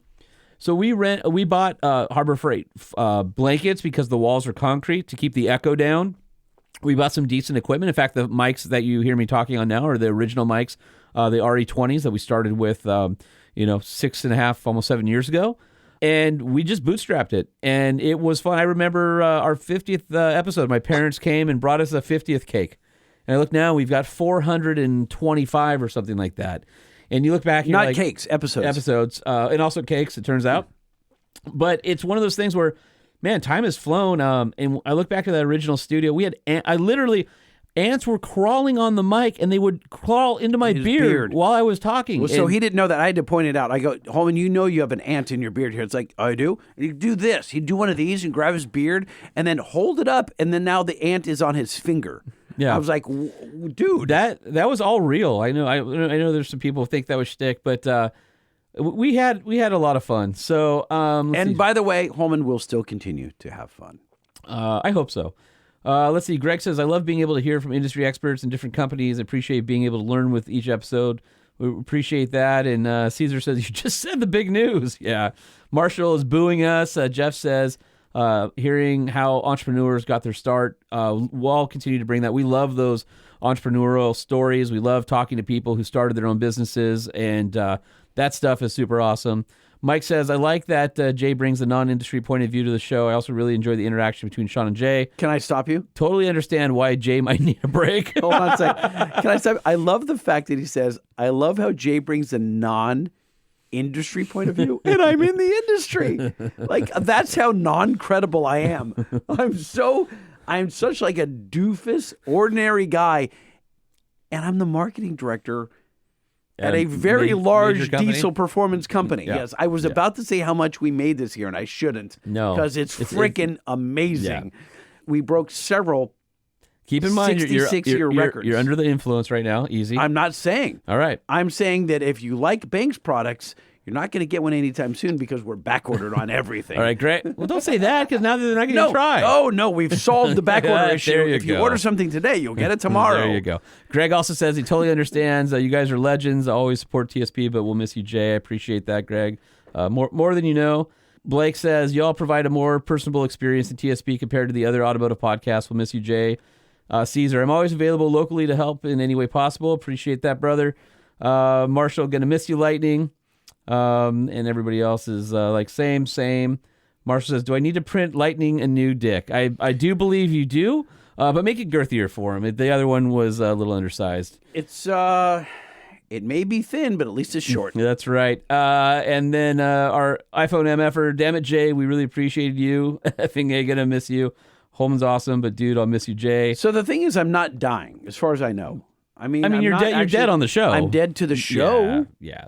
But I'm not dying in real life. No, kind of. probably. I mean, it's am maybe dying it's slowly. a slow death. Slowly, for sure. Dan says, thank you guys. Amazing run. Caesar, who's cutting onions? You're cutting onions. I'm not cutting onions. You're cutting onions. Jason, do what you need to do. Thanks for the ride. And gosh darn it, people like you. Saturday Night Live reference. Holman will be here. Please keep on keeping on. We love hearing your perspective. Love OVR. Thank you. I mean, obviously, if you guys follow the show, you know I have a lot going on. I've got the OVR magazine stuff. I've got the Use for Adventure consulting freelance stuff. I've got the show, and then Is this humble bragging? What's happening? No. I coach girls softball. I'm on board of directors of stuff. It's life is busy, and it would be really easy for me to look at this opportunity of you walking away and just going, now's the natural death of the show. Let's just end it. Rigged for Dirt yesterday announced that they're ending their podcast, Ollie and Frank. And they've been around for a long time. And I don't even know who they are. And I saw some other people that have talked about it. I said, this isn't the time. I think the truck show has legs. I think this has life. And I only point that out is as busy as I am, I'm still going to dedicate my time to make this happen because I feel like I'm kind of letting you guys down a little bit. And I bring this story up because it matters. But the one guy who wrote in and said that he and his dad weren't talking for years, ended up working on their C10 together, project that stalled out because they had arguments, started listening to the show while working on it. The show brought them together, and his dad died of cancer like a year later. And it was because of this show that he was able to re-engage with his dad before he died. And if it weren't for us, they never would have made peace with each other. To me, that's so far beyond anything that he and I planned when we were at Norm's eating steak and eggs, writing on napkins, that it just... I'm not there yet. I'm not ready to turn it in. I've got a lot invested in me and you guys. We want to keep this going. So I appreciate that. Mike says, Sean, please keep the show going. I like the idea of rotating guest co-hosts. Jay, now that you're focusing on Banks, will we be seeing the iDash Pro soon? The iDash Pro? Yeah. There's one in the truck outside. He wants to know when he can get one. January Q1 15th? Okay. Something like that. Jay on X, what the F? Lightning, we're going to miss the S out of you, but I really appreciate all the years of TSP content. Please keep being cool. Sounds like a yearbook thing. Not the end of Lightning. Your social guy wears XL. I think Dave's saying he wants some old school shirts. I guess what'll be old school shirts now.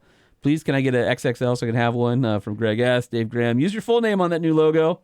You know what? I thought about it, but then I thought it might be weird to people, so I don't know. And Dave also points out there's no gray in my beard when the show started. So, well, thank you for the kind words.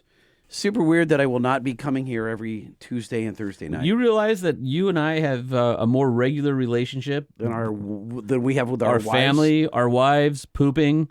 I can set my watch to you being 15 minutes late every week.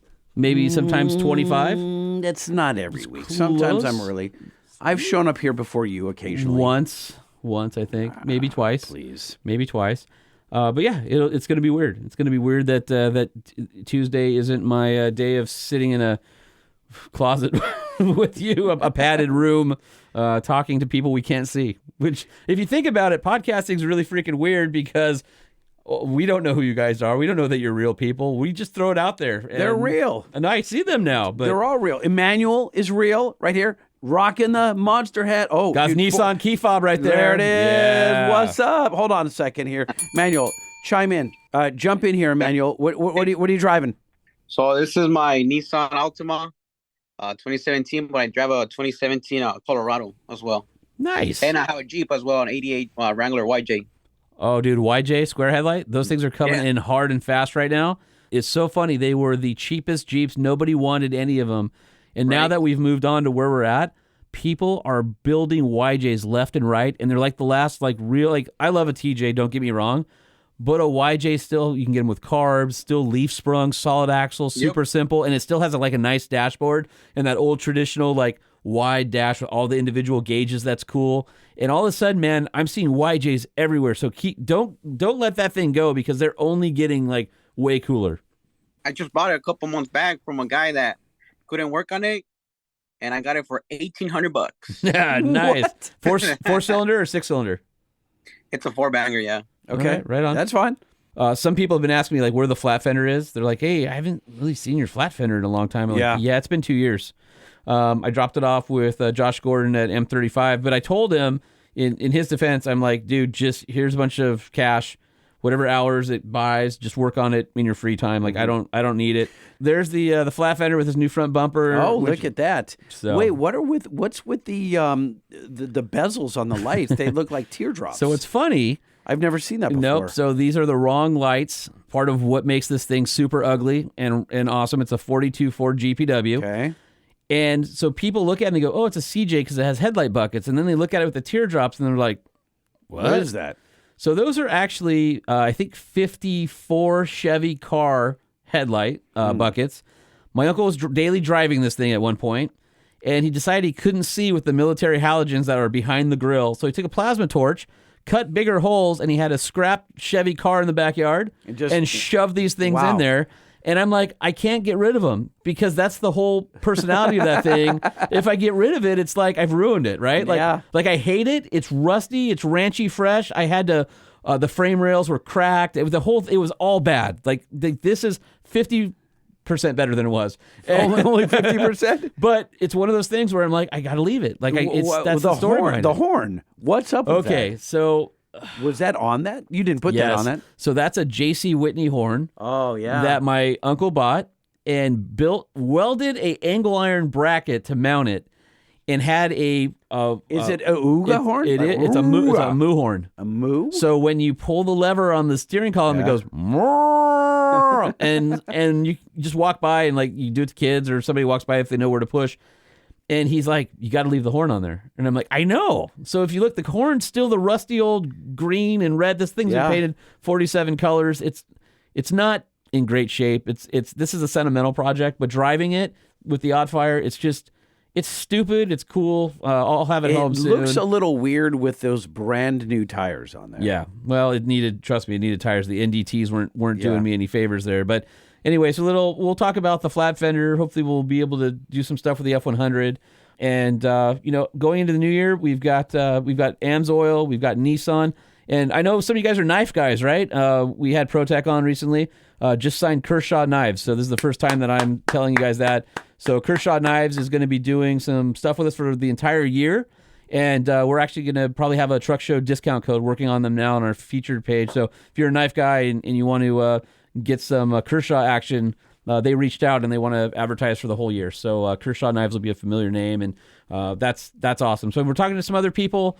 We haven't told everybody that Lightning's left yet, so hopefully they don't abandon us. Yes, we did. But we've got sponsorships. We got people. We're gonna keep this thing going, and I can't tell all of you enough how much I appreciate you. And from the bottom of my heart, I'll tell you one last thing, and I don't want to waste all of your nights like we usually do.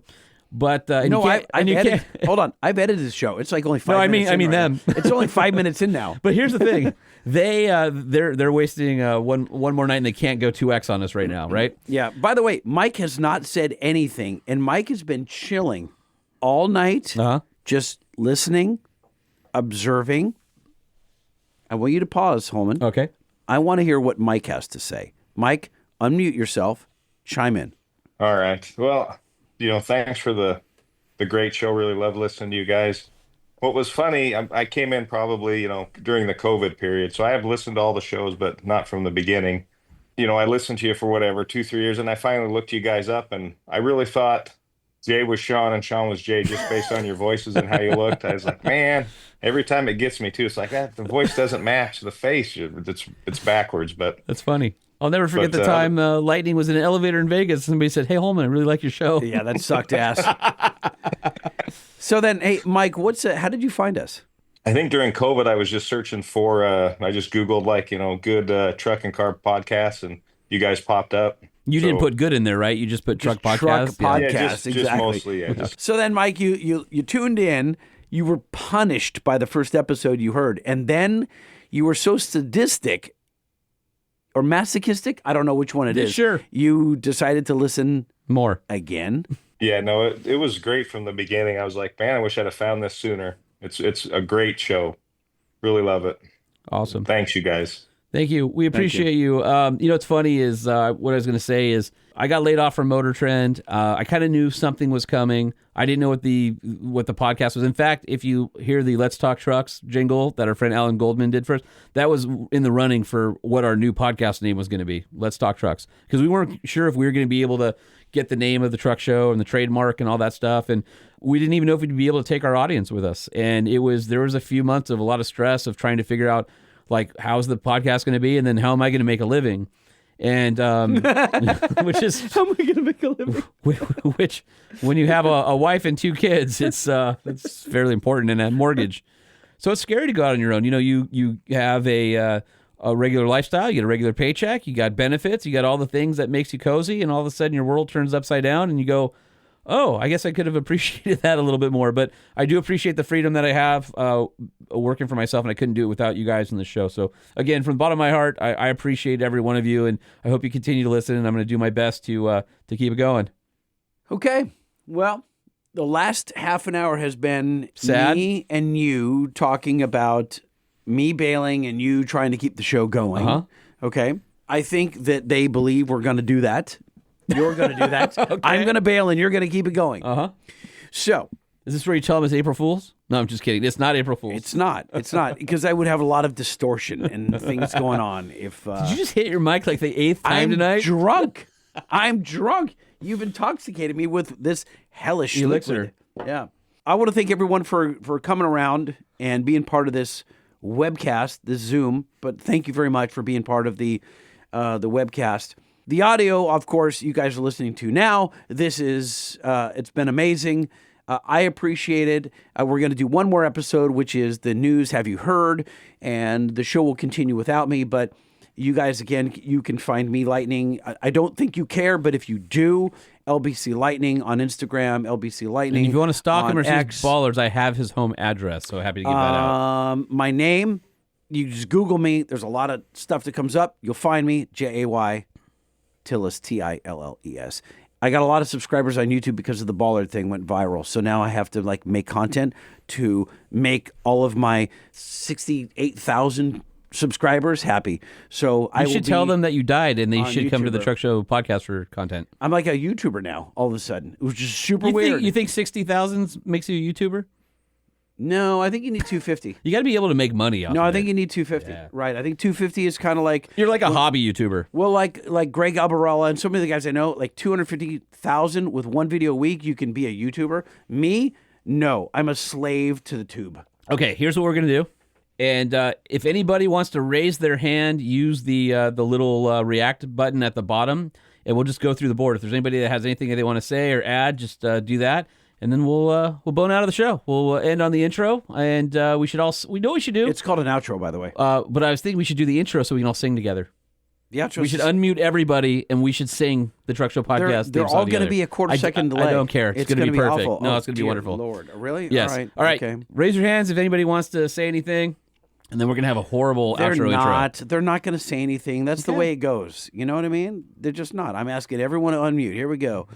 I'm going around the room. I got 100 people. They're all unmuting. Here we go. This is going to get ugly really fast. Yeah, it's going to be horrible. Mm-hmm. But that's how we roll. Are you ready for bad? I feel like we can't do the Truck Show podcast. Monitor, E engine parameter By the way, that was on accident. Although funny, on accident. It is funny. We are monitoring our parameters. Are we starting this? You want to do the intro as the outro? Yeah, because the outro doesn't have the full words. All right, I get everyone's going to chime in and destroy it. Here we go. Singing. The Truck Show. We're gonna show you what we know. We're gonna answer what the truck. Cause truck rhymes with the Truck Show. We have the lifted, we have the lowered, and everything in between. We'll talk about trucks that run on diesel and the ones that run on gas. So the Truck Show, the Truck Show, the Truck Show. Oh, oh. It's the Truck Show with your hosts, Lightning and Holman. That was freaking awful. That was so bad.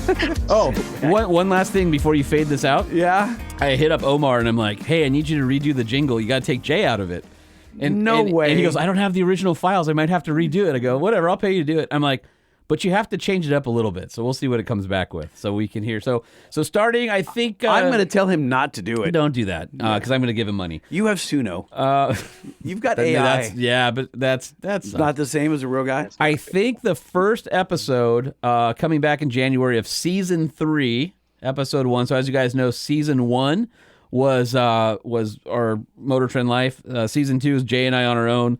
And season 3 will be just Holman. I think it'll drop on probably Monday the 6th, something like that. So we'll take a couple weeks off. I'm headed out to Dakar to go Saudi Arabia to go chase the Dakar Rally. So I'll get some content from that for you guys, and we'll fire this machine back up in January. So Merry Christmas to everybody. Happy New Year. Yep. Thank you everybody so much for all your support. And well, I'm not going to say we'll see you next year, but I'll tell you I'll see you next year. Cheers. Wait a minute, Lightning. Wait a minute. Lightning, I think I got it. You have? Yeah, that's it. What was it, Mr. Andy? Lightning, the kingfish done gypped me. He did? What you gonna do about it, Mr. Andy? Lightning, we is going back to town. Because I'm going to do a little talking with that kingfish. Come on, let's go.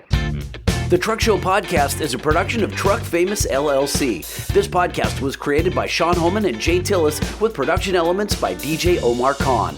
If you like what you've heard, please open your Apple Podcast or Spotify app and give us a 5-star rating. And if you're a fan, there's no better way to show your support than by patronizing our sponsors. Hey everyone, it is Saturday, and I've just wrapped up editing the podcast that you've just listened to, and I wanted to say thank you alone without Holman. And it's truly been an honor to have you listen to our little podcast for 7 years. Your emails, your voicemails, your direct messages, your personal messages, meeting many of you in person has been a blessing. And I can't thank you enough for being part of my life. I'm looking forward to keeping those relationships alive and well on social media. You can hit me there. In the meantime, one more episode to go. See you in a couple days.